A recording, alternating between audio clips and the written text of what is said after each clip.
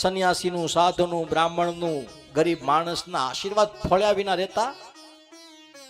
આશીર્વાદ આપે એટલે ફળે જ. હારાનો હાથ માથે પડી જાય. કોઈક સારો માણસ, સાધુ હોય, કોઈક સજ્જન હોય, કોઈ સત્પુરુષ હોય, એનો માથે હાથ પડી જાય ને ભગવાન બેડો પાર થઈ જાય. હા, આ ધક્કા મટી જાય. ગોરખનાથ ને ધક્કો મટી ગયો, રૂખડ ને ધક્કો મટી ગયો, ટોકારામ ને ધક્કો મટી ગયો. કેમ? સમર્થ ગુરુ મળ્યા. હા, મચ્છંદર નો છેલ્લો જતી ગોરખ બોલ્યો. શું બોલ્યો? અમૃતવાણી બોલ્યો. કેવી વાણી? હા, અમૃતવાણી. અને અમૃતવાણી એ બીજું કાંઈ નહીં, જે વાણી ક્યારે નાશ પામતી, પણ એ વાણી લાગ્યા પછી શું થાય ભગવાન? અંતરનો મેલ મટી જવો જોઈએ.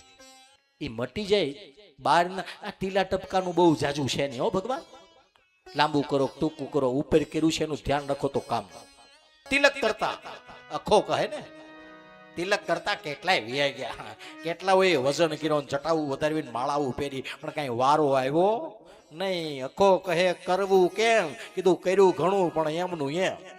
પાર નહીં એટલું કર્યું પણ કાંઈ ફેર પડ્યો? ફેર ન પડ્યો. એના મૂળમાં બીજું કાંઈ નથી. ખોટી જગ્યાએ અટવાઈ ગયા હતા.